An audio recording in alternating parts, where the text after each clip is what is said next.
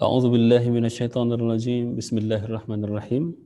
Assalamualaikum warahmatullahi wabarakatuh.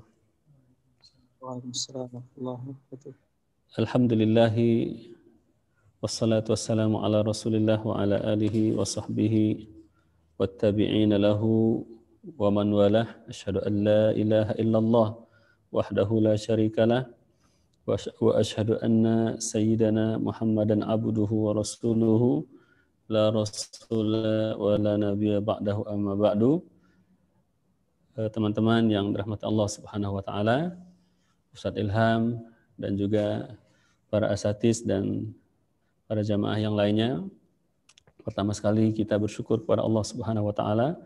Alhamdulillahirabbil alamin. Pada malam hari ini kita kembali berjumpa dalam pertemuan mengaji, membaca kitab Al-Azkar karya Al-Imam An-Nawawi. Ini pertemuan kedua bagi kita. Mudah-mudahan kita diberikan keistiqomahan oleh Allah Subhanahu wa taala, dibukakan hati, pikiran dan qalbu kita untuk bisa menerima pesan-pesan kebaikan, keberkatan yang terdapat di dalam karya Imam An-Nawawi yang satu ini. Selanjutnya kita sampaikan salawat dan salam buat yang mulia junjungan kita Sayyidul Khalaik Sayyidina Muhammadin sallallahu alaihi wasallam. Allahumma salli wa sallim wa barik ala hadan nabiyil karim alladzi arsaltahu rahmatan lil alamin.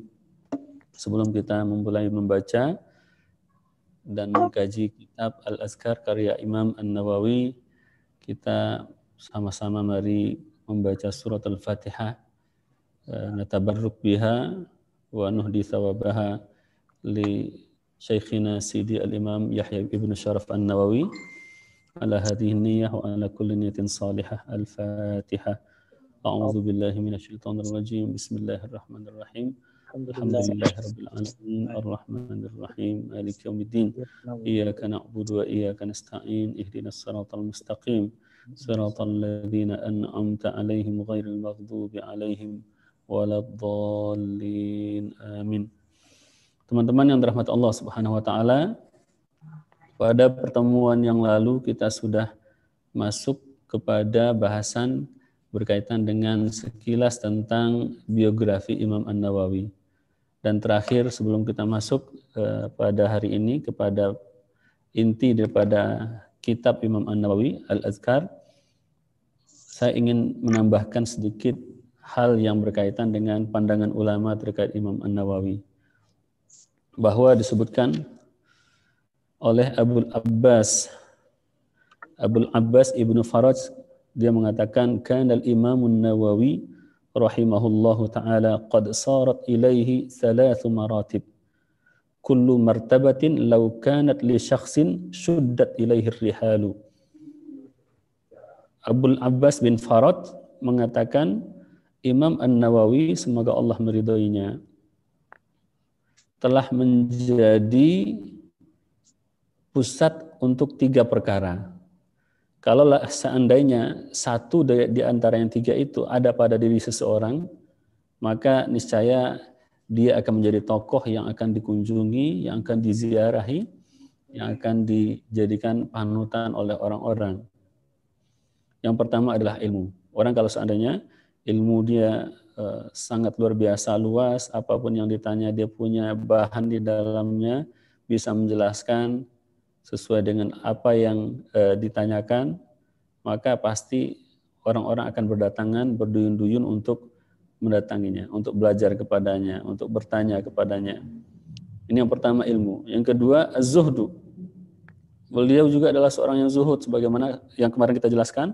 Di antara kezuhudan beliau ketika ditanyakan tentang menikah, beliau menjawab, apa urusan antara aku dengan pernikahan? Pernikahan itu hanya akan membuat aku jauh, lalai dari sesuatu yang sangat aku cintai, yaitu ilmu. Jadi memang ketika dia masuk ke dalam bidang keilmuan, ketika dia sudah mewakafkan dirinya kepada pencarian terhadap keilmuan atau talabul ilmi, maka sejak saat itu Imam Nawawi radhiyallahu taala anhu tidak lagi punya hasrat terhadap sesuatu yang sifatnya dunia. Jadi ketika itu sahabatnya yang bertanya untuk urusan pernikahan Imam Nawawi ini mengatakan bahwa saat itu aku melihat bahwa hadar rajul laisa lahu rubbatun fi hadhihi dar. Laki-laki ini atau Imam Nawawi ini tidak punya hasrat terhadap dunia ini, kata dia, terhadap perempuannya, terhadap hartanya, terhadap apa saja di dunia ini dia nggak punya minat. Itu kezuhudan Imam An-Nawawi. Dan ketika ditanya tentang masalah makan, Imam Nawawi makan hanya 2 kali dalam 1 hari, makan pagi dan kadang-kadang cuma makan sekali dalam 24 jam. Biasanya makannya dua kali saja, tapi kebanyakan dan dalam banyak waktu beliau juga makan hanya 1 waktu saja. Bukan itu saja, kita juga sudah sampaikan betapa Imam Nawawi ini menjaga makanan yang menjadi asupan gizinya, bahwa dia tidak mau memakan buah-buahan yang bersumber dari Damaskus. Padahal Damaskus ketika itu adalah sebuah kota besar yang subur, buah-buahannya itu banyak, buah-buahannya itu enak, akan tetapi Imam Nawawi tidak mau makan dari buah-buahan yang datang dari negeri Syam. Mohon maaf, dari negeri Syam. Alasannya adalah ketika ditanya bahwa di negeri tersebut terdapat banyak wakaf. Jadi beliau mengatakan di sana terdapat banyak wakaf dan di samping itu juga terdapat banyak harta orang-orang yang tahtal hijir, orang-orang yang berada di dalam pengasuhan. Artinya harta mereka itu dikelola oleh orang lain sebagai amanah, bukan sebagai pengelola yang memiliki hak, tapi dia hanyalah sebagai pemegang amanah. Nah, di antaranya adalah wali al-aitam atau wulatul aitam, wali-walinya anak yatim atau orang-orang gila yang tidak punya hak untuk bertasarruf terhadap harta mereka, tapi hak itu diserahkan kepada wali mereka.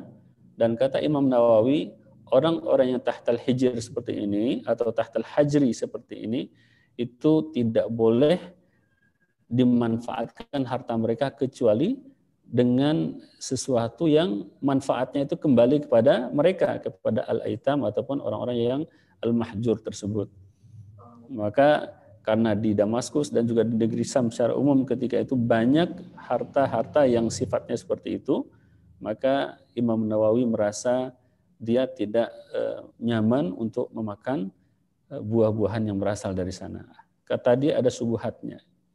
Jadi begitu ya. Jadi Imam Nawawi itu dia keras terhadap diri dia, tapi dia terhadap orang lain lunak. Jadi dia tidak memaksakan pendapat dia kepada orang lain, berbeda dengan orang kita sekarang. Mungkin juga kita lunak terhadap diri kita, toleransi terhadap diri kita, tapi terhadap orang lain kita agak sedikit ekstrim. Ini berbeda dengan Imam An-Nawawi. Kemudian al-amru bil ma'ruf wan nahi 'anil munkar, kata Imam Abul Abbas Ibnu Faraj, bahwa di antara kelebihan Imam Nawawi yang mana dia di dalam kelebihannya itu menjadi puncak atau sampai kepada puncak yang tusyaddu ilaihir rihal, yang kalau seandainya ada pada diri seseorang maka patut untuk dijadikan sebagai rujukan. Di antaranya yang ketiga adalah al-amru bil ma'ruf wan nahyu 'anil munkar, bahwa Imam An-Nawawi adalah seorang yang nomor 1 di dalam perkara amar ma'ruf nahi munkar, walaupun terhadap seorang khalifah, terhadap seorang raja, akan tetapi beliau tetap menyampaikan tapi dengan cara yang ma'ruf. Jadi dengan cara yang ma'ruf dan tidak dengan perlawanan. Kalau dengan perlawanan berarti itu tindakannya para khawarij. Tapi Imam An-Nawawi dia menyampaikan bil hikmati wal mau'izatil hasanah, dan itu banyak kisah-kisahnya. Teman-teman yang rahmat Allah SWT, Imam Nawawi meninggal dunia pada tahun 676 Hijriyah, tepatnya di negeri Nawa, tempat kelahiran beliau. Dan itu kisahnya disebutkan bahwa sebelum beliau meninggal, beliau bersumpah atau bernazar bahwa kalau seandainya khalifah ketika itu mau dia ada perseteruan antara dia dan khalifah, dan ketika khalifah tidak sesuai dengan dirinya, artinya ketika tidak terjadi kesepakatan antara dia dan khalifah, maka dia bersumpah bahwa dia akan meninggalkan Damaskus, dan ketika hal itu, apa yang dia khawatirkan itu terjadi, akhirnya dia kembali dari Damaskus dan kembali ke negerinya di daerah Nawa, yaitu daerah yang masih berada di dalam wilayah pemerintah Damaskus. Dan ketika dia pulang ke Nawa, dia bersilaturahmi dengan karib kerabatnya, dengan orang tuanya. Kemudian dia pergi ke Baitul Muqaddas atau Baitul Maqdis ke Palestina, dan juga Al-Khalil di Palestina. Kemudian kembali lagi ke Nawa, dan setelah dia kembali dari Palestina tersebut, dia jatuh sakit, dan dengan sakitnya itu dia pun kembali kepada Allah Subhanahu wa taala. Dan ketika kabar kematiannya itu sampai ke Damaskus, ke pusat kota, maka para ulama yang berada di kota Damaskus ketika itu berdatangan untuk memberikan ucapan belasungkawa serta untuk menyolatkan Al-Imam Al-Azim, Imam Yahya Ibnu Syaraf An-Nawawi. Ini sekilas barangkali tentang biografi Imam Nawawi. Kita coba masuk kepada kitabnya. Untuk biografinya banyak ditulis oleh para ulama, yang secara umum bisa kita lihat di dalam karya Imam Az-Zahabi, Syiar A'lamin Nubala, dan juga karya biografi yang ditulis oleh para ulama yang lainnya. Teman-teman yang dirahmati Allah SWT, silakan kita baca kitab kita, atau kita lihat, kita baca sama-sama. Mulai dari ini sudah masuk kitab kepada muqaddimah yang ditulis oleh Imam An-Nawawi dalam kitab Al-Azkar. Bismillahirrahmanirrahim. Muqaddimatun. Muqaddimatun bisa ditulis juga dengan muqaddamatun. Atau bisa dibaca dengan dua hal ini. Muqaddimah artinya dia yang mendahului sebelum masuk ke dalam inti daripada sebuah kitab, maka dia sebagai pendahulu, dia yang membukakan jalan. Nah, dia yang membukakan jalan artinya maka dia disebut sebagai muqaddimah, dia yang mendahului. Atau muqaddamatun artinya ini adalah persembahan yang pertama daripada al-muallif sebelum dia masuk ke dalam lubbul kitab. Jadi bisa kita baca muqaddimah, bisa juga kita baca muqaddamah. Qala al-Imam An-Nawawi rahimahullahu ta'ala wa radiya anhu wa nafa'ana bi ilmihi fid dharain amin. Fadhkuruni adhkurkum, qala Allah ta'ala fadhkuruni adhkurkum washkuruli wa la takfurun. Ingatlah aku, maka aku akan ingat pada kalian. Bersyukurlah kepadaku dan janganlah kalian kufur kepadaku.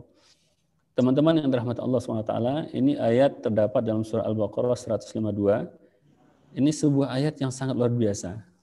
Kita kalau nama kita disebut oleh seorang raja atau seorang presiden atau gubernur, oh itu Ustadz Ilham yang ada di sana disebut oleh gubernur, alangkah bahagianya kita. Saya punya teman namanya Ustadz Ilham, yang ngomong itu adalah gubernur, yang ngomong begitu adalah presiden, tentu kita akan senang. Maka ketika kita ingin disebut oleh Allah SWT, ternyata ada caranya. Setiap kita mengingat Allah, setiap kita menyebut Allah SWT, maka Allah akan menyebut nama kita.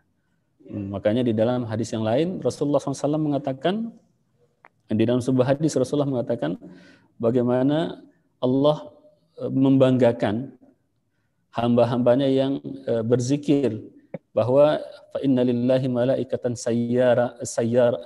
sayyaratan fil ardi yabhatsuna an hilaqi dzikri, bahwa Allah itu punya malaikat-malaikat yang senantiasa berkeliaran atau yang berjalan di atas muka bumi. Tugas mereka atau keinginan mereka adalah untuk mencari halaqah-halaqah zikir. Dan ketika mereka bertemu dengan halaqah zikir, mereka disebut oleh Allah Subhanahu wa taala, dan mereka ditanya oleh Allah Subhanahu wa taala, apa yang dilakukan oleh hambaku? Maka para malaikat itu mengatakan kepada Allah bahwa mereka yusabbihunak wa yumajjidunak.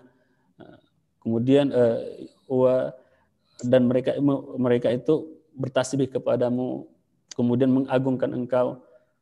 Nah, terus kata Allah SWT kepada malaikat tersebut, apa yang mereka minta? Mereka minta surga. Nah, kemudian Allah bertanya, apakah mereka sudah melihat surga? Mereka mengatakan belum. Mereka belum pernah melihat surga. Coba kalian bayangkan, kata Allah SWT kepada para malaikat, kalau seandainya mereka melihat surga, apakah mereka, bagaimana cara minta mereka? Maka malaikat pun mengatakan kepada Allah, pasti mereka akan semakin gencar atau semakin besar permintaan mereka terhadap surga tersebut. Terus dari mana mereka berlindung, kata Allah SWT. Kemudian malaikat mengatakan bahwa mereka berlindung daripada neraka. Kemudian Allah bertanya kepada para malaikat, apakah mereka sudah melihat itu neraka? Mereka mengatakan bahwa mereka belum melihat lagi neraka itu. Maka kemudian Allah bertanya kepada para malaikat, bagaimana kira-kira kalau seandainya mereka melihat neraka itu? Maka malaikat itu mengatakan, kalau seandainya mereka melihat neraka itu, niscaya mereka akan lebih lagi dalam minta perlindungan kepadamu ya Rabb. Kemudian Allah Subhanahu wa taala juga mengatakan kepada malaikat tersebut, maka oleh kalian wahai malaikatku, persaksikanlah bahwa sesungguhnya aku telah mengampunkan untuk hamba-hambaku, kata Allah Subhanahu wa taala. Jadi dibanggakan oleh Allah Subhanahu wa taala orang-orang yang senantiasa berzikir. Di dalam hadis yang lain Rasulullah SAW mengatakan dalam sebuah hadis qudsi, meriwayatkan dari Allah Subhanahu wa taala bahwa Allah Subhanahu wa taala berfirman, a'udzubillahi minasyaitonirrajim, ana 'inda dhanni 'abdi bi wa ana ma'ahu idza dzakarani.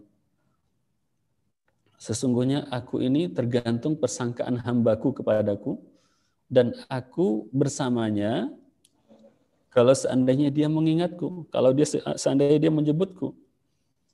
Kalau seandainya fa'in dzakarani fi nafsihi dzakartuhu fi nafsi.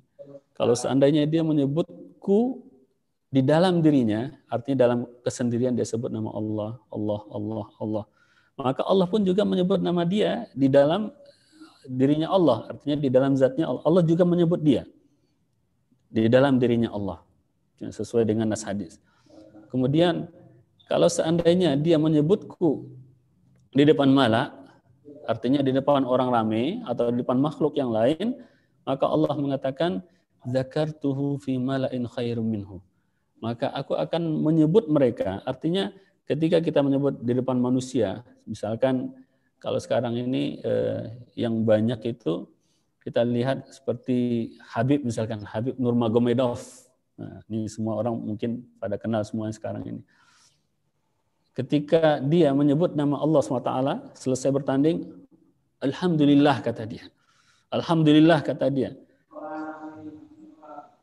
Ketika itu pasti Allah menyebut dia. Sesuai dengan hadis Rasulullah SAW. Maka Allah akan membanggakan, ini lihatnya hambaku. Dia menyebut namaku, padahal dia tidak pernah melihatku. Dia tidak pernah melihat surga. Dia tidak pernah melihat neraka. Tapi dia sebut namaku, dia agungkan aku. Maka saat itu Allah betul-betul menyebut hamba yang menyebut namanya itu. Kalau disebut di dalam diri, maka Allah sebut dalam dirinya. Kalau disebut di depan orang ramai, Allah pun juga membanggakan di depan makhluk-makhluknya yang lain, terutama di depan para malaikatul muqarrabin. Kemudian alhamdulillahil wahidil qahhar al-azizul ghaffar, al-azizil ghaffar, muqaddiril aqdari, musarrifil umuri, mukawwiril laili 'alan nahari, tabsiratan liulil qulubi wal absar, alladhi ayqadha min khalqihi wa man istafahu fa adkhalahu fi jama'atil akhyar fi jumlatil akhyari wa waffaqa man ijtabahu min 'abidihi faja'alahu minal muqarrabin al abrar. Segala puji bagi Allah yang Maha Esa, yang Maha Perkasa, yang Maha Kuat, yang Maha Pengampun, yang telah muqaddiril aqdar, yang dialah yang menetapkan kadar atau takdir segala sesuatu. Nah, kalau berkaitan dengan kita, takdir manusia, sebagaimana yang disampaikan oleh baginda Rasulullah SAW di dalam hadis, ini hadis kelima dalam hadis Arba'in, dan hadisnya diriwayatkan oleh Imam Bukhari dan Muslim dari Sayyidina Abdullah ibnu Mas'ud tentang atwa khalqil insan, fase-fase penciptaan manusia. Di situ kan Allah ketika meniupkan ruh, ketika malaikat diutus oleh Allah SWT untuk meniupkan ruh kepada manusia, kepada janin manusia, maka ketika itu fa'umira bikatbi rizkihi, maka diperintahkan untuk menulis rizkinya, wa ajalihi, wa amalihi, dan juga amalnya, perbuatannya dia selama di dunia, wa syaqiyyin aw sa'idin, dan juga untuk menuliskan takdir apakah dia di dunia ini termasuk yang susah ataukah termasuk yang senang. Artinya yang diberikan kelapangan dunia ataupun yang diberikan kesempitan dunia. Semuanya sudah ditakdirkan oleh Allah SWT. Begitu juga tentang berbagai macam hal sebagaimana yang disampaikan dalam hadis yang diriwayatkan oleh Sayyidina Abdullah ibn Abbas, hadis ghulam, ya ghulam inni u'allimuka kalimatin, bahwa wahai anak kecil, aku ajarkan kepadamu beberapa hal, kata Rasulullah SAW. Ihfadillah yahfazuka. Kemudian di akhir hadis, sebagaimana diriwayatkan oleh Imam At-Tirmizi, yang tambahan Imam At-Tirmizi di situ, fa'lam annama yukhti'aka ma akhta'aka lam yakun liyusibak. Fa'lam annama akhta'aka, ketahuilah bahwa sesuatu yang tidak menimpamu lam yakun liyusibak, maka tidak mungkin dia akan menimpamu. Artinya kalau sesuatu yang sudah tidak ditetapkan untukmu nggak akan datang kepadamu. Obaka lam yakun lifi'at, maka tidak mungkin akan pindah kepada yang lain karena sudah ditetapkan oleh Allah SWT. Rufi'atil aqlamu wa jaffatis suhuf, karena catatan takdirnya sudah beres dan tintanya sudah kering. Apa yang sudah Allah tetapkan pasti akan terjadi untuk kita. Nih. Dan itu bagian daripada takdir yang ditakdirkan oleh Allah SWT. Muqaddiril aqdar wa kulla syai'in khalaqnahu biqadar, dan segala sesuatu kami ciptakan dia dengan kadar. Artinya ada takarannya yang sudah dipastikan oleh Allah SWT yang tidak akan mungkin berubah. Seperti ajal. Allah katakan fa idza jaa ajaluhum la yastakhiruna sa'atan wa la yastaqdimun. Kalau sudah datang ajalnya, dan ajal itu sudah ada takdirnya. Nah, kalau seandainya ajal belum datang, walaupun sakit selama walaupun selama berpuluh-puluh tahun pun dia sakit, maka belum akan mati dia. Kalau ajal belum datang, tapi kalau seandainya ajal sudah datang, kita baru kehilangan banyak para ulama. Dan di antara yang meninggal itu dalam minggu ini, saya punya teman, namanya Ustadz Lilis, umur dia di bawah saya. Badannya sehat, badannya tinggi, kekar. Katanya dapat informasi, dia hanya sakitnya, latar belakangnya cuma sakit asam urat saja. Tapi sakit seminggu, habis itu kembali kepada Allah SWT. Kenapa? Semoga Allah meridhoinya. Ya kenapa bisa begitu? Ya karena takdir ajalnya sudah selesai. Takdir ajalnya sudah selesai, takdir rizkinya juga sudah habis. Musarriful umur, dia yang mengatur, membolak-balikkan segala sesuatu. Mukawwirul laili 'alan nahar, yang memutarkan siang terhadap malam, menggantikan malam terhadap siang. Dia Dia masukkan siang kepada malam, tabsiratan liulil qulubi wal absar, sebagai penjelas atau sebagai penjelasan untuk membukakan hati orang-orang yang ulil qulubi wal absar, yang punya hati dan juga absar. Absar itu artinya pandangan, dalam hal ini pandangan yang bisa membaca dan mengikuti kebenaran. Kalau berkaitan dengan ilmu agama atau berkaitan dengan ilmu keakhiratan atau ilmu yang diturunkan oleh Allah SWT kepada baginda Rasulullah, al-absar artinya adalah al-basirah. Al-basirah artinya mata batin. Karena banyak orang yang mata batinnya itu rusak, tapi pandangan matanya tajam. Mata batinnya rusak, sehingga dia tidak bisa melihat kebenaran. Sebagaimana orang-orang munafik yang Allah katakan bahwa mereka itu sebagai orang yang fi qulubihim maradun, di dalam hati mereka itu ada penyakit, Mereka bisa melihat, mata mereka akan, tapi tidak bisa memandang mana yang benar, mana yang salah.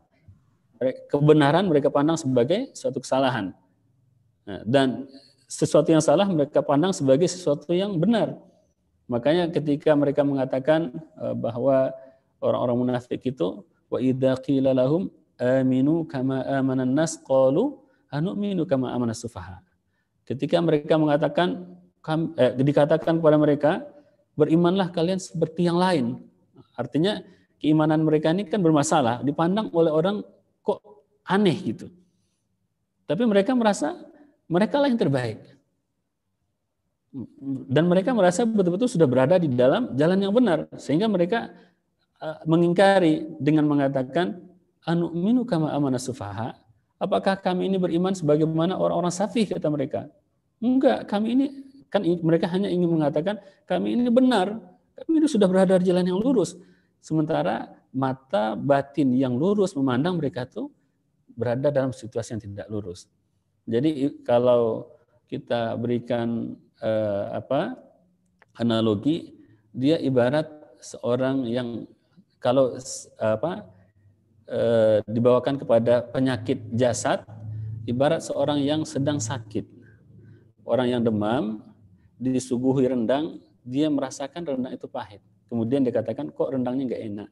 Padahal orang yang sehat memandang atau merasakan bahwa rendang itu masih tetap normal seperti biasa.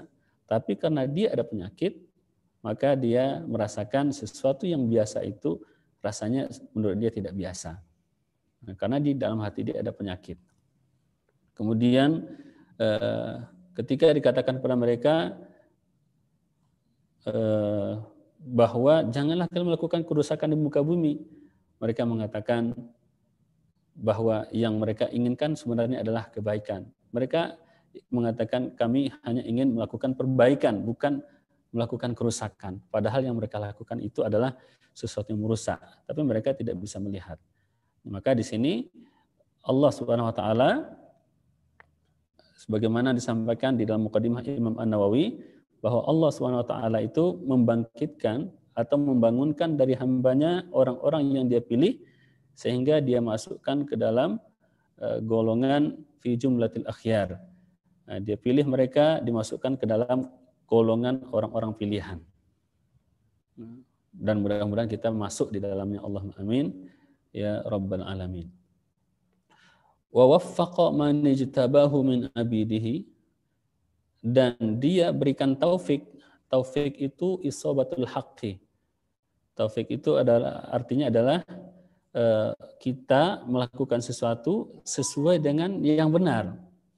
Kalau lebih jelasnya, Syekh Sa'id Al-Kamali, salah seorang ulama mazhab Maliki yang sangat saat ini juga cukup menjadi rujukan di dunia Islam, cuman mungkin tidak banyak yang dari Indonesia yang mengikuti beliau.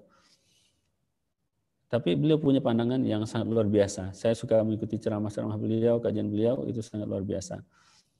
Jadi beliau mengatakan, at-taufik itu adalah kita diajarkan suatu ilmu, ilmu itu sesuai dengan apa yang Allah inginkan, artinya sesuai dengan hakikatnya, diajarkan suatu ilmu, kemudian kita diberikan kemudahan atau diberikan rezeki juga untuk mengamalkan ilmu tersebut, itu namanya at-taufik.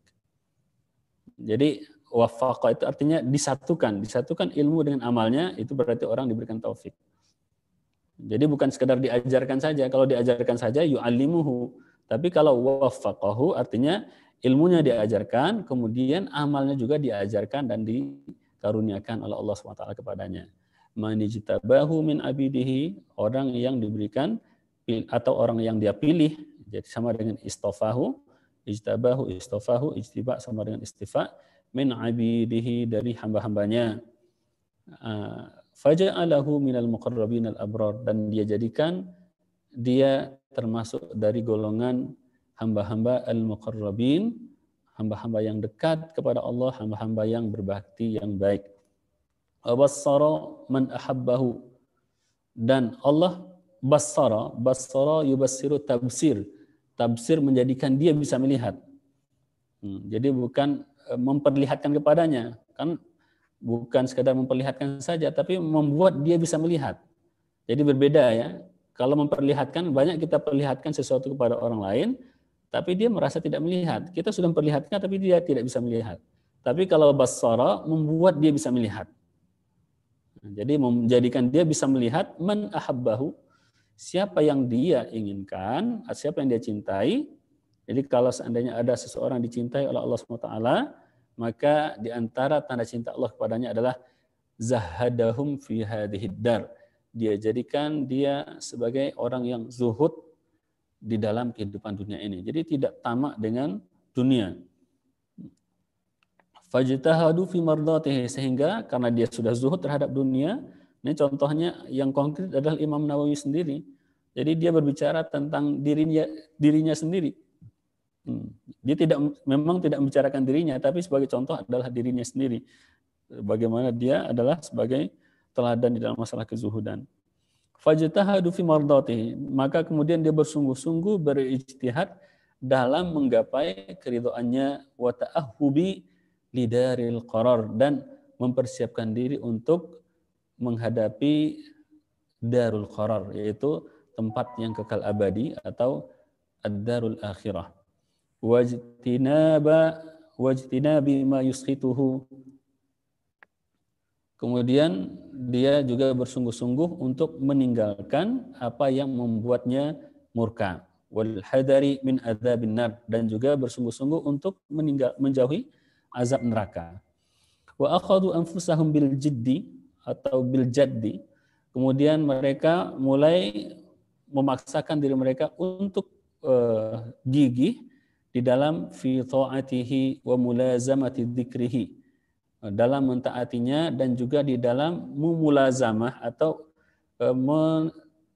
melakukan secara terus-menerus zikir kepadanya bil asyiyi wal ibkari, pada waktu malam ataupun pada waktu pagi.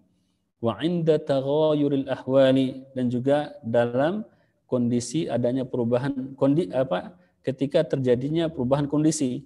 Nah, dalam hal ini bukan hanya kondisi alam, makanya kita diperintahkan oleh Allah Subhanahu wa taala untuk berzikir dalam setiap perubahan siang kepada malam kita berzikir, ada zikir masa, kemudian perubahan malam kepada siang ada zikir sabah, ketika kita berdiri kita berzikir, bahkan ketika kita melakukan sebuah perjalanan, di dalam perjalanan itu ketika kita naik atau sedang berjalan di jalan yang menanjak, maka diajarkan oleh baginda Rasulullah SAW untuk kita melantunkan takbir Allahu Akbar, Allahu Akbar, Allahu Akbar.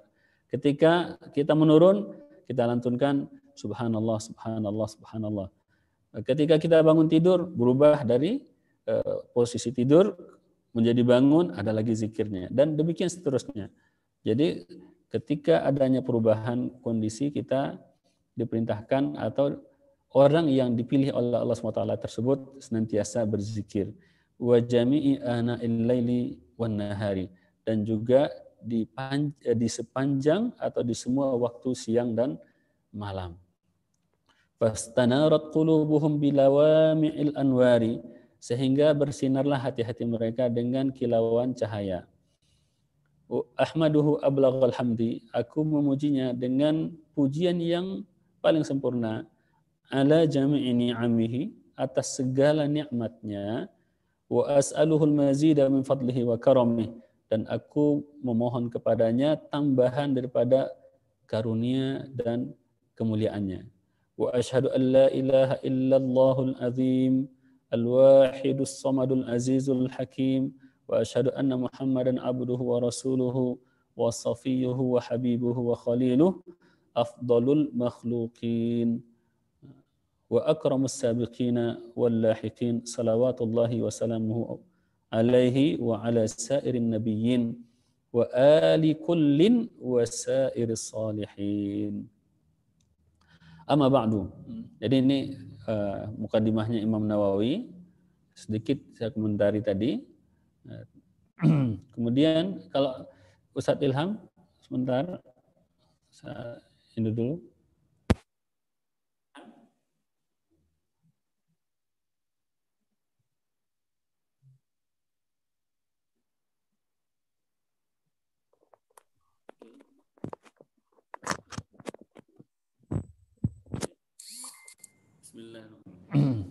Kita lanjutkan kalau gitu.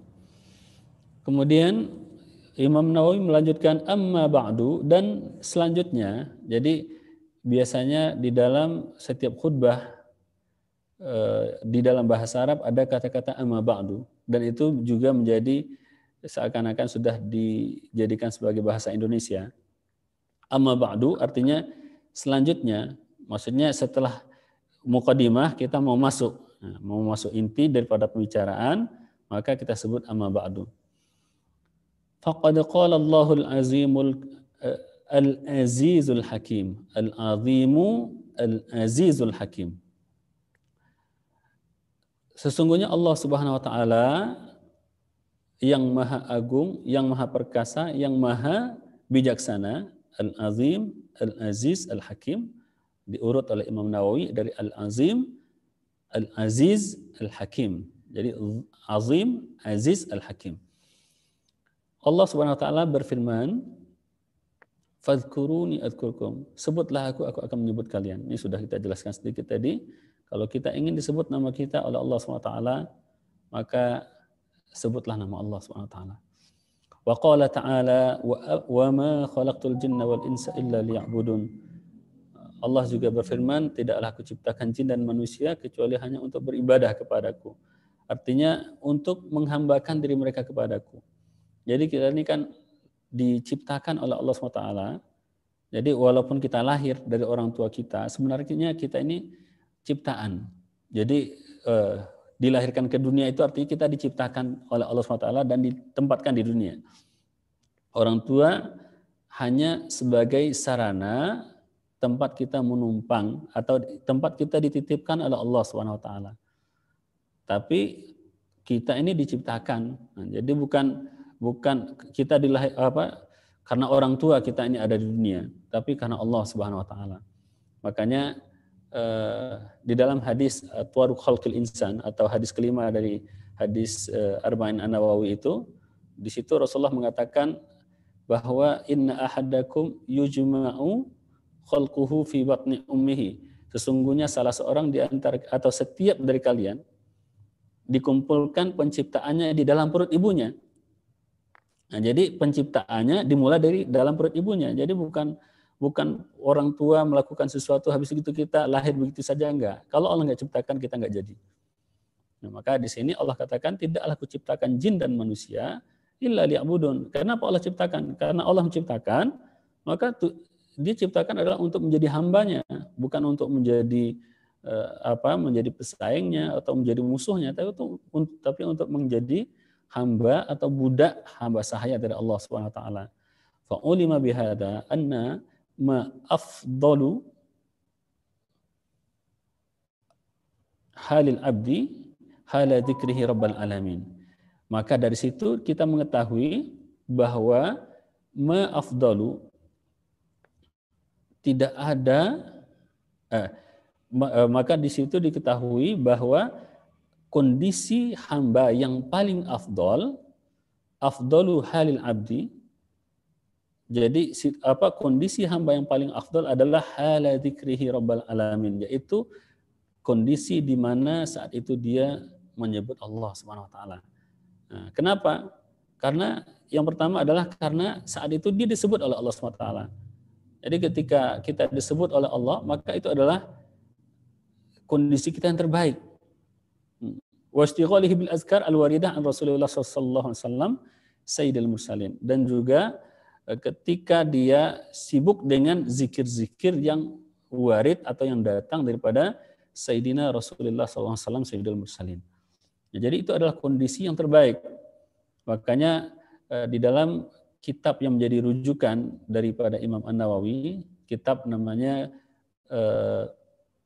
A'malul Yaumi wal Lailah karya Imam Ibnu Sinni, itu di hadis pertama disebutkan bahwa di dalam hadis mukadimah kitabnya dia sebutkan bahwa di antara penyesalan ahlul jannah pada hari kiamat nanti adalah ketika mereka teringat ada waktu-waktu di mana mereka tidak menghabiskannya dengan zikir kepada Allah Subhanahu wa taala.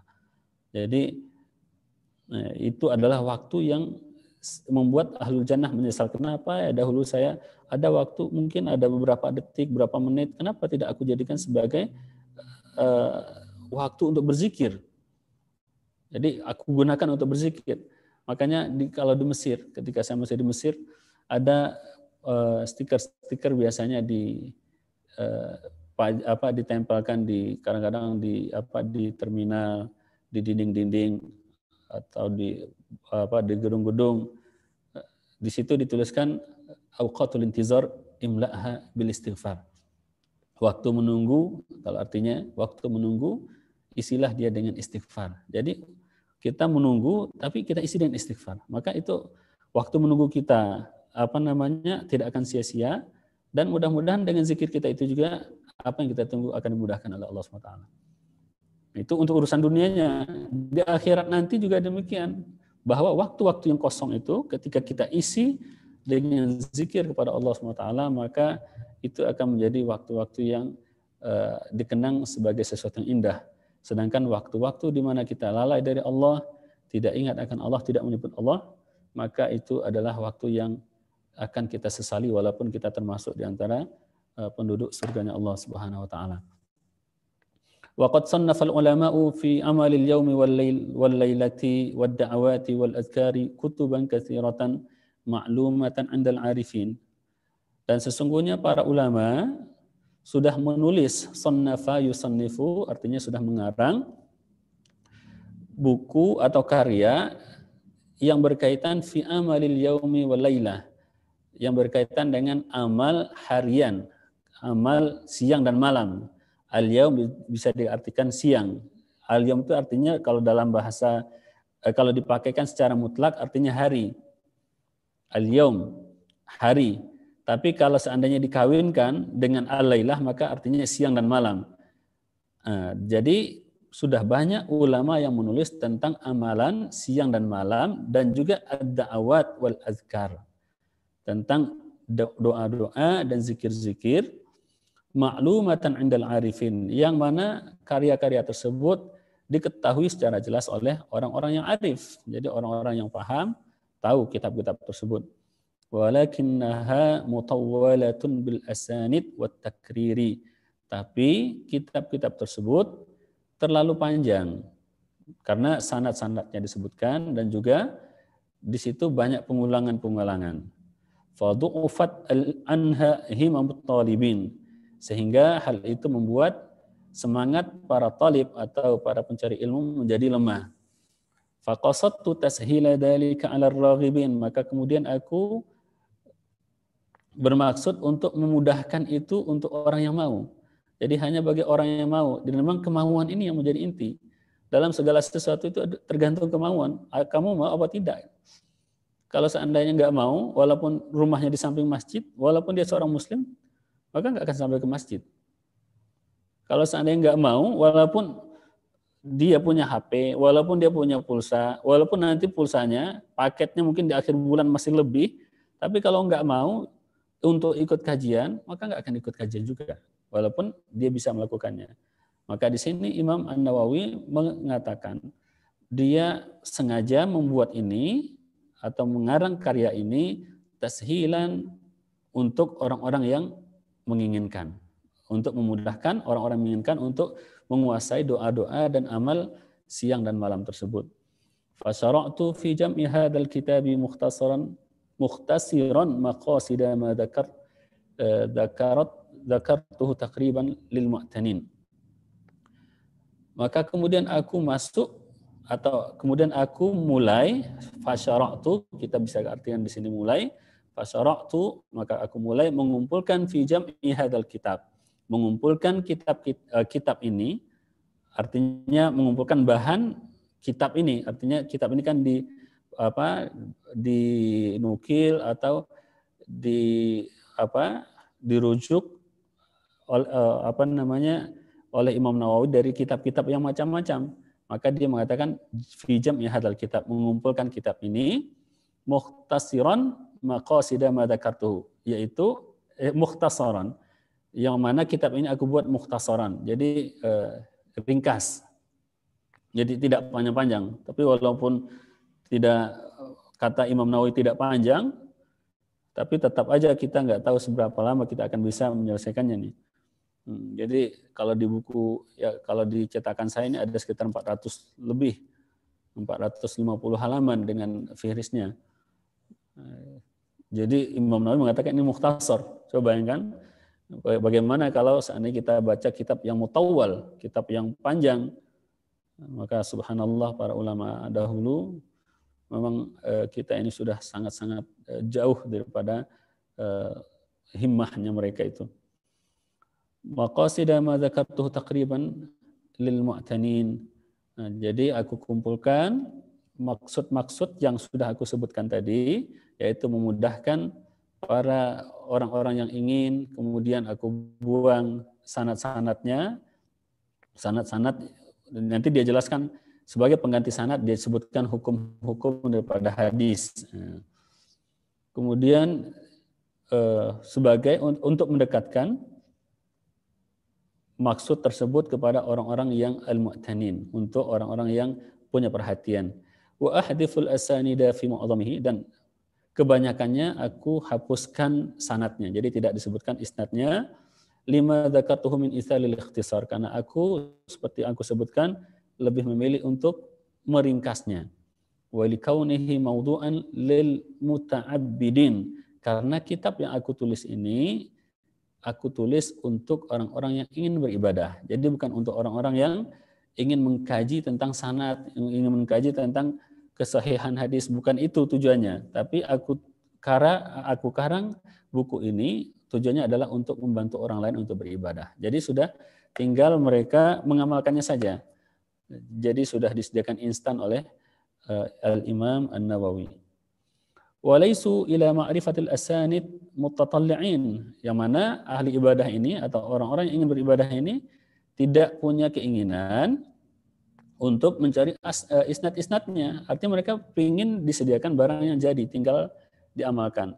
Bal yakrahunahu wa in qasur. Bahkan kadang-kadang mereka itu cenderung tidak menyukainya. Ngapainlah sanadnya, apa namanya, anfulan, intinya aja lah kan. Nah, seperti kita sekarang lah ya. Wa in qasur, walaupun sanadnya itu pendek. Apalagi kalau kita sekarang kan, kalau sanadnya itu sampai kepada Imam Nawawi, misalkan dari Imam Nawawi kepada Rasulullah itu sudah berapa generasi. Nah, kalau dari zaman kita sekarang, kalau pakai sanad, aduh itu luar biasa. Ini berapa kali lipat kitab yang kita baca ini jadinya. Nah, illa al-aqallin, kecuali hanya sebagian kecil orang saja yang tidak termasuk ke dalam golongan tersebut. Artinya yang masih suka dengan sanad, artinya yang masih suka dengan rujukan-rujukan aslinya, yang masih suka berulang-ulang, bagi mereka nggak masalah. Tapi itu jumlahnya sangat sedikit, kata Imam An-Nawawi. Wa li'anna al-maqsuda bihi ma'rifatul adhkari wal amali biha, karena maksud daripada buku ini adalah untuk mengetahui al-azkar dan mengamalkannya. Zikirnya apa, kemudian mengamalkannya. Wa idahu madhanniha lil mustarsyidin, dan juga untuk menjelaskan maksudnya, artinya kira-kira intinya apa bagi orang-orang yang ingin mengetahuinya. Wa adkur insyaallahu ta'ala badalan minal asanid ma huwa ahammu minha mimma yakhillu bihi ghaliban atau mimma yukhillu bihi ghaliban wa huwa bayanu sahihul ahadits wa husniha wa hasaniha wa dha'ifiha wa munkariha. Dan sebagai pengganti daripada sanad, maka aku sebutkan sesuatu yang lebih penting daripada isnad-isnad tersebut, yang kadang-kadang itu yang menjadi masalah. Sanadnya disebutkan tapi tidak dijelaskan ini sahih atau tidak sahih. Kan tidak semua orang tahu tentang rijalul isnad. Disebutkan sanadnya begini gitu. Ada sanadnya, tapi ternyata di dalam sanadnya itu ada yang munqati, ada yang terputus, ada yang dhaif sanadnya, ada yang kadzab sanadnya. Nah, walaupun dia punya sanad, tapi barangkali dia belum tentu juga sahih. Maka yang lebih penting, kata Imam An-Nawawi, adalah dijelaskan bayan sahihul ahadits. Dijelaskan ini hadisnya sahih, ini hadisnya hasan, ini hadisnya dhaif, ini hadisnya munkar. Fa innahu mimma yaftaqiru ila ma'rifatihi jami'un nas illa nadir minal muhaddisin. Karena hal itulah yang sangat dibutuhkan oleh semua orang kecuali segolongan kecil daripada muhaddisin. Kalau muhaddisin memang bidang mereka untuk mengkaji itu. Kalau kebanyakan orang selain muhaddisin, yang paling mereka butuhkan itu adalah ini hadisnya hukumnya apa. Wa hadza ahammu ma yajibu li'tina'u bihi. Kata Imam An-Nawawi, dan ini adalah perkara yang paling wajib untuk diperhatikan. Wa ma yuhaqqiquhu at-talibu min jihatil khuffadi al-mutkinina wal a'immati al-khuzzaqi al-mu'tamadina wa adummu ilaihi insya'allahul karim jumalan minan nafaisi min ilmil hadis. Dan juga hukum hadis tersebut sahih, hasan, dhaif, munkar itu juga adalah salah satu hal yang paling penting untuk dicari oleh seorang talib. Wa ma yuhaqqiquhu at-talib, yang perlu dicari oleh seorang talib dari para al-huffaz dan juga para profesional di bidang hadis. Artinya para orang-orang yang itqan, yang mendalami ilmu hadis. Dan juga para ulama pakar yang menjadi rujukan. Kemudian aku tambahkan juga ke dalamnya, maksudnya di dalam kitab ini, insyaallah Al-Karim, jumalan minan nafais. Jumalan di sini artinya beberapa hal atau beberapa daripada an-nafais, artinya nafis. Nafis itu artinya sesuatu yang bernilai, yang berharga. Nafis itu nafis di situ artinya adalah sesuatu yang berharga. Stamin. Bukan samin ya. Kalau samin itu gemuk berminyak. Tapi kalau samin artinya itu adalah mahal atau berharga. Dan aku tambahkan juga insya Allah di dalamnya beberapa hal perkara yang penting di dalam ilmu hadis. Wa daqaiqil fiqhi, dan juga di dalam ilmu fikih. Jadi ada hal-hal yang berkaitan ilmu hadis yang penting, dan juga kaidah-kaidah penting di dalam fikih. Kemudian di dalam masalah kawaid termasuk kawaid usul fikih, wa riyadatin nufus, dan juga ilmu berkaitan dengan riyadatul nufus atau ilmu tasawuf kalau bahasa kitanya, atau ilmu pelatihan diri, tazkiyatun nafsi. Wal adab, dan juga ilmu adab allati tata'akkadu ma'rifatuha 'ala salikin, yang seharusnya atau yang sudah semestinya diketahui oleh as-salikin, orang-orang yang meniti jalan menuju Allah Subhanahu wa taala. Wa adhkuru jami'a ma adhkuruhu muwaddihan bihaitsu yashulu fahmuhu 'alal awami wal mutafaqqihin. Dan aku sebutkan apa yang aku sebutkan di dalam kitab ini dengan penjelasan, yaitu dengan menjelaskan dengan penjelasan yang mudah dipahami oleh orang-orang awam dan juga para mutafaqqihin dan orang-orang yang sedang bertafakuh atau sedang mengkaji ilmu. Wa qad rawaina fi sahih Muslim, dan kami sudah meriwayatkan dalam sahih Muslim. Jadi dulu saya agak bingung ketika membaca rawaina. Kenapa imam ini mengatakan rawaina? Nah, maka inilah salah satu rahasianya kenapa kita punya ilmu bersanad itu adalah sesuatu yang penting dan istimewa. Imam Nawawi ketika dia mengatakan faqad rawaina fi sahih Muslim, kami riwayatkan di dalam sahih Muslim, artinya sahih Muslim itu dia punya sanad yang sampai kepada Imam Muslim. Jadi maka dia boleh mengatakan rawaina. Tapi kalau kita nggak boleh mengatakan rawaina kecuali kita punya sanad yang bersambung kepada Imam Nawawi.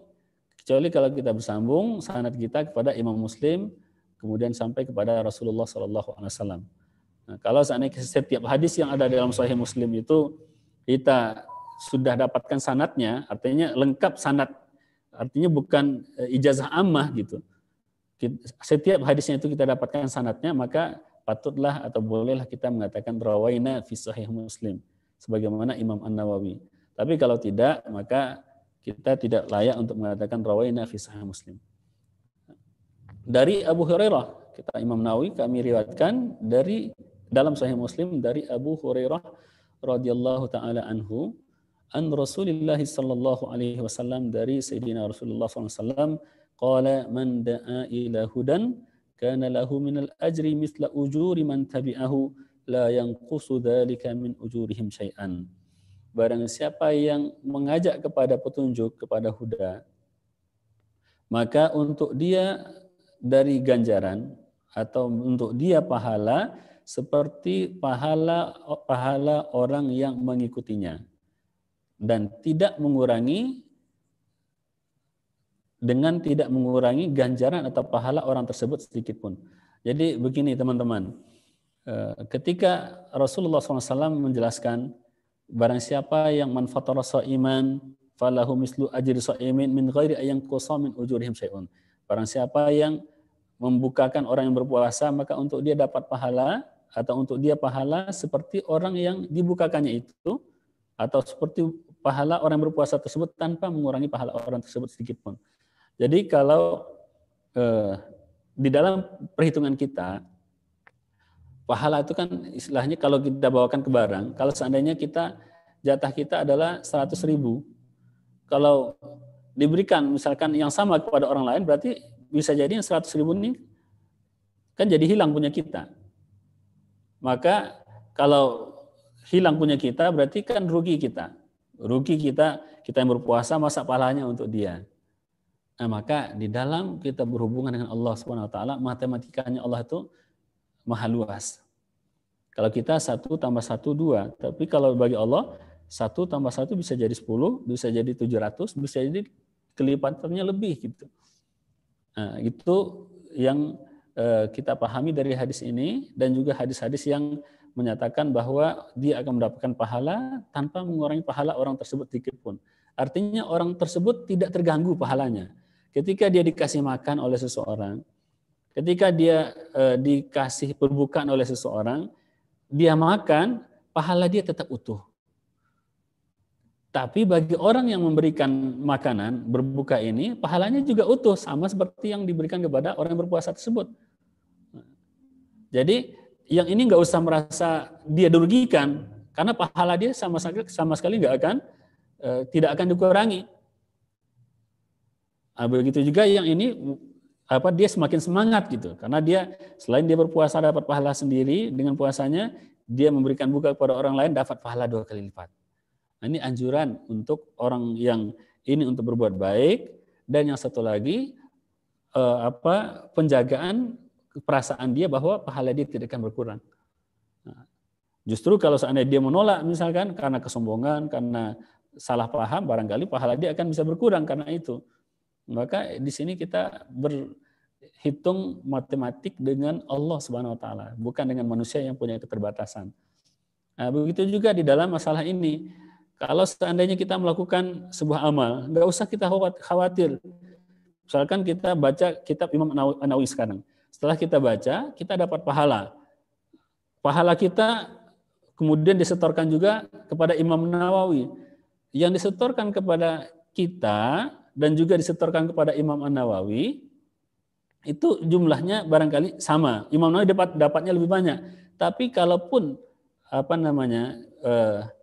kita dan dalam hal ini kita nggak perlu merasa nanti Imam Nawawi masa dia dapat banyak, saya dapat sedikit, nggak perlu kita merasa seperti itu.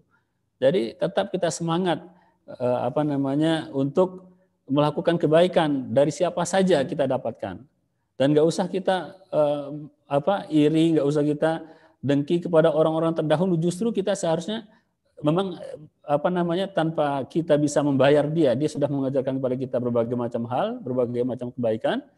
Yang dengan kebaikan yang diajarkan kita bisa lebih baik, seharusnya kan kita bayar.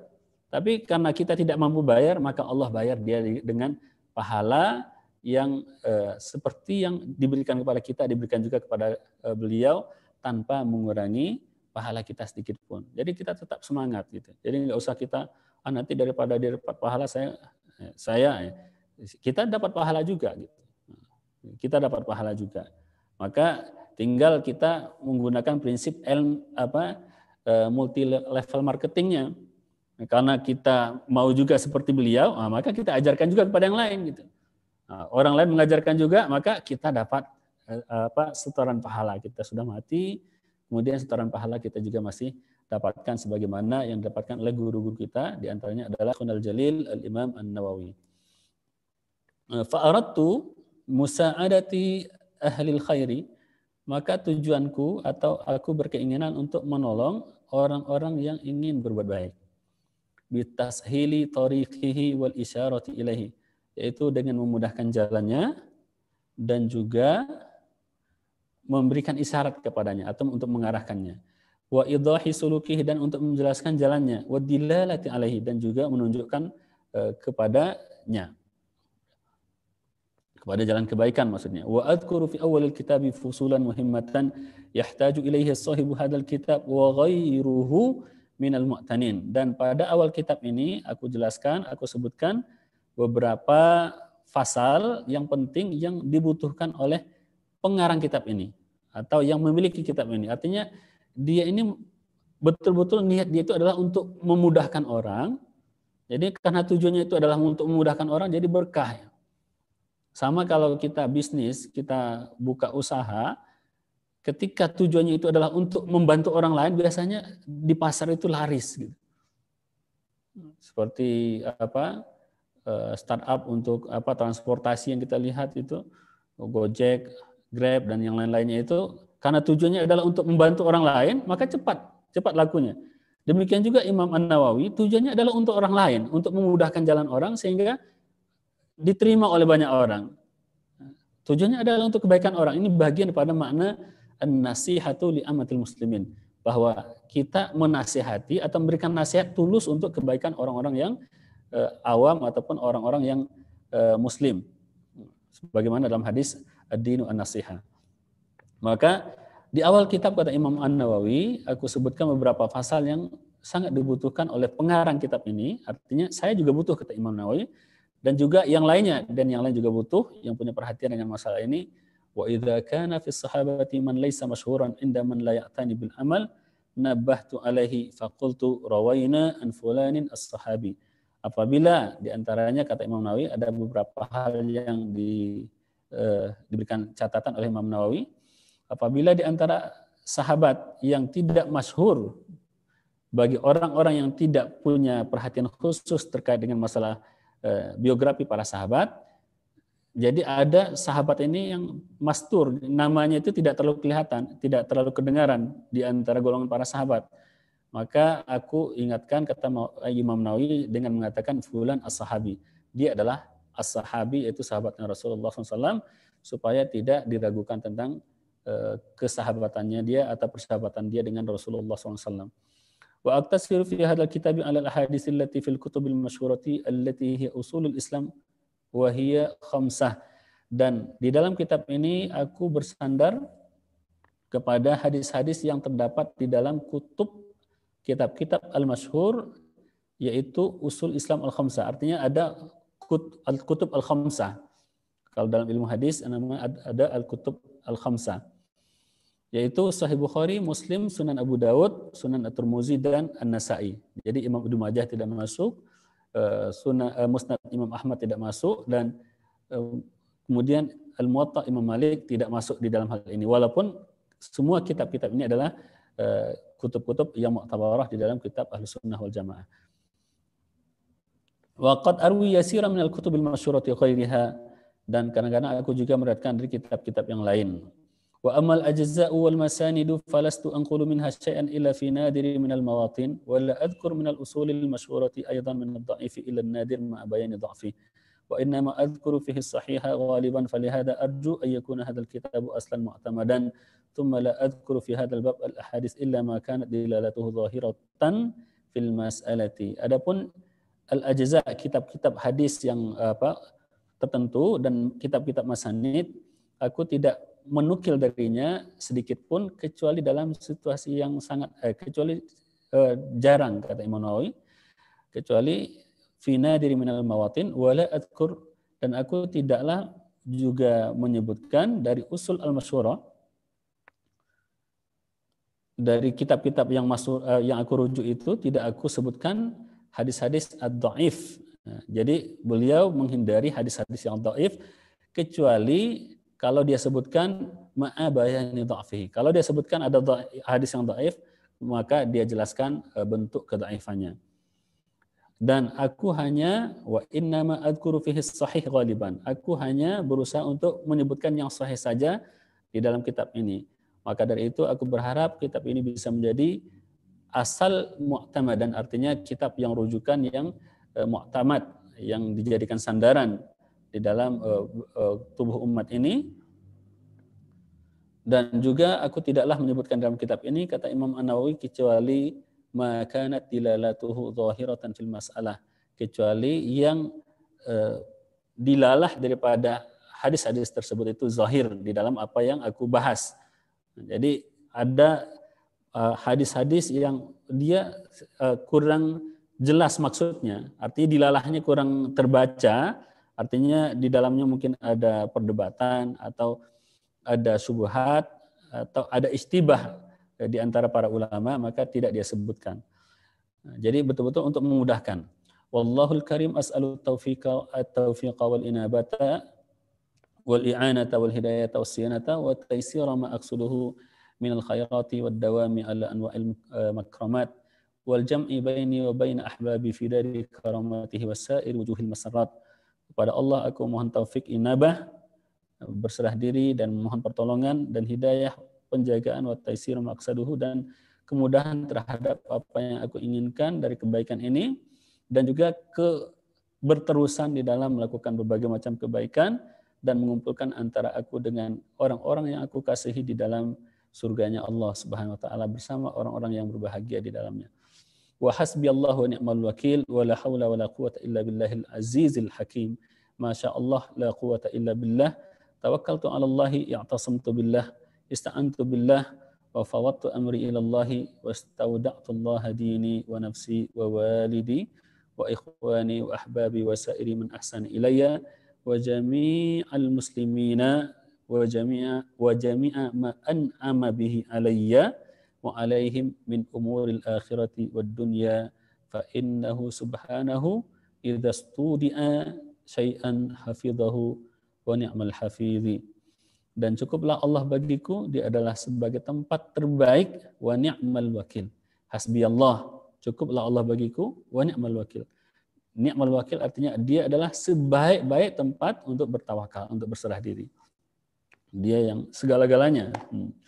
Wala haula wala quwata illa billah, tiada kekuatan, tidak ada daya kecuali hanya milik Allah Subhanahu wa taala, Al-Aziz yang Maha Perkasa, yang Maha Al-Hakim, yang Maha Bijaksana.